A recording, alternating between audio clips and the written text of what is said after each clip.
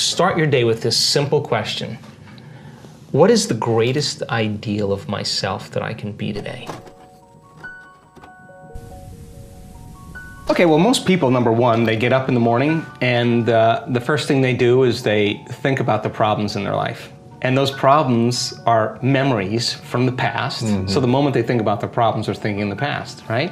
Every one of those problems has an emotion attached to them, so they start feeling unhappy or unworthy or whatever. And how you think and how you feel is your state of being. So most people's entire state of being is in the past when they start the day. So if they're in the familiar past, they're gonna live in a predictable future, right? So they get up and they check their cell phone, they check their text, their WhatsApp, their Facebook, they post something on Facebook, they tweet, they Twitter, they check the news, then they go to the bathroom, get a cup of coffee, take a shower, get dressed, check more emails, drive to work the same way, do the same thing. So they're in a program. They've actually lost their free will to the program. Because the moment you start reacting emotionally, emotions are a record of the past. And if those emotions are driving your thoughts, you're thinking in the past. And if you can't think greater than how you feel, and you believe your thoughts have something to do with your destiny, you're creating more of your past. So it turns out that the repetition of thinking and feeling and feeling and thinking, these loops that people get caught in, condition their body to subconsciously become the mind of that emotion. Which means now their body as their unconscious mind is believing they're living in the same past experience 24 hours a day, 7 days a week, 365 days a year. What's the relevance behind that? Well, the latest research on genes says genes don't create disease. It's the environment that signals the gene that creates disease. The emotional environment? Any environmental reaction. But if you're reacting emotionally to your environment the same way, you're signaling the same gene in the same way, and now you're headed for a genetic destiny. So, the hormones of stress push the genetic buttons that create disease.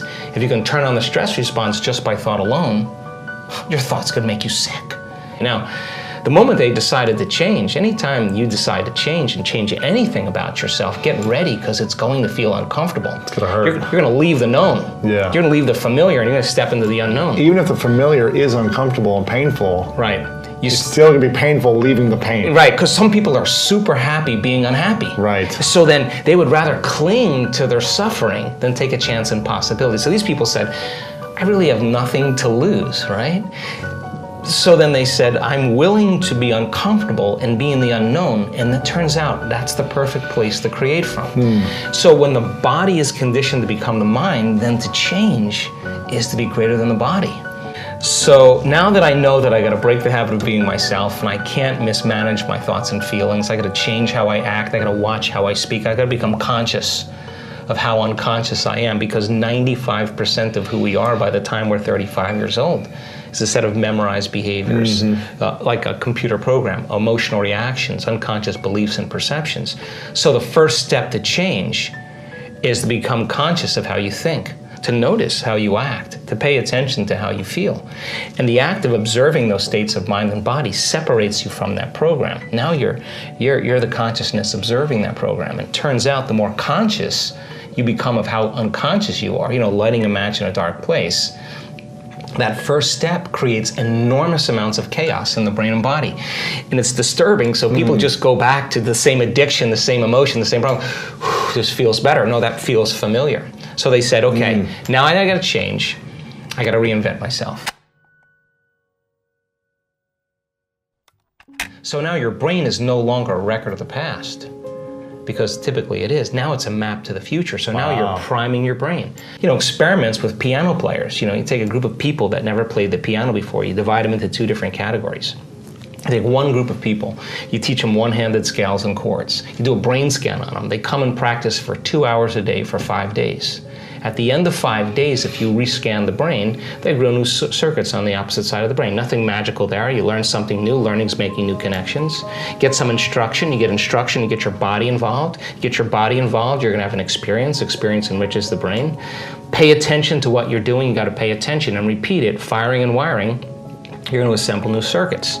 You can take the other group of people, have them come for 2 hours a day for 5 days, do a brain scan before, the brain scan after.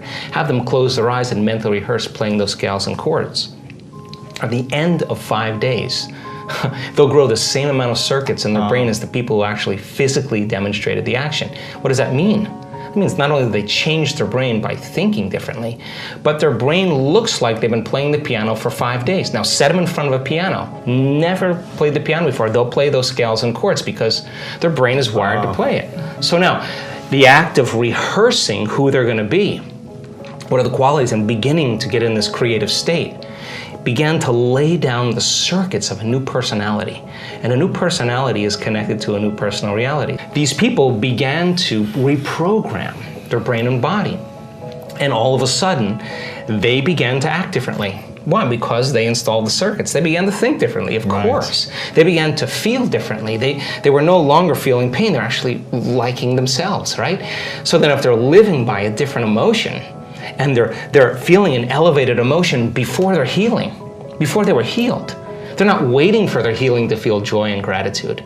They're feeling gratitude and joy. Now their body's believing that it's healed because the body's feeling the emotion ahead of the experience. And if the environment signals the gene and the end product of an experience in the environment is emotion, you're signaling the gene ahead of the environment. And what do genes do? Genes make proteins. So what are proteins responsible? The structure and function of the body. Now you're literally becoming somebody else. And now you're turning down the genes for disease and you're turning up these other genes. So I started to realize that this reinvention process is exactly what we've always done. It's just that we get complacent in certain areas of our life and we stop. And when you're living stressed out and something goes wrong and you're threatened or you can't predict an outcome or you have the perception that something's getting worse or you can't control it, you switch on that fight or flight nervous system that we talked about. Now here's what happens.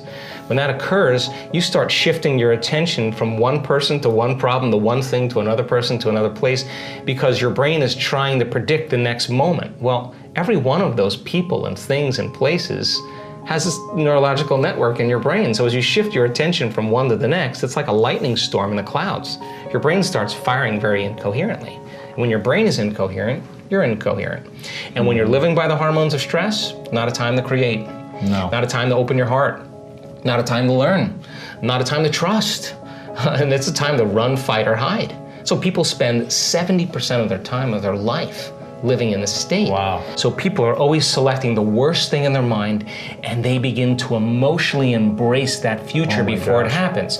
Thought and emotion, you start conditioning. So you're conditioning the body to become the mind of fear. You keep doing that enough times, once the body becomes the mind, it's a subconscious program.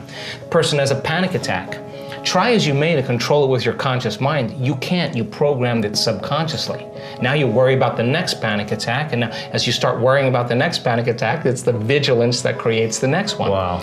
Ask yourself, I do this all the time, write down 4 thoughts that you're gonna stay conscious of the whole day. I can't, it's too hard. You'd be surprised the moment you become conscious of what those thoughts are, how unconscious you've been to them all day, for weeks on end.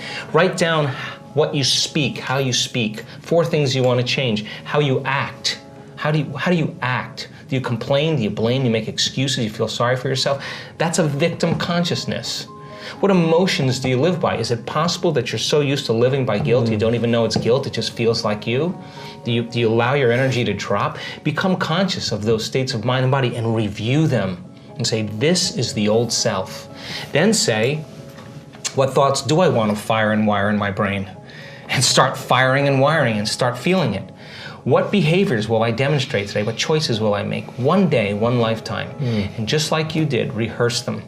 Rehearse the whole entire thing. Yeah. Begin to install the neurological hardware in your brain. And if you keep installing it, the hardware is going to become a software program and you're going to start thinking and acting that way. And then here's the tough part.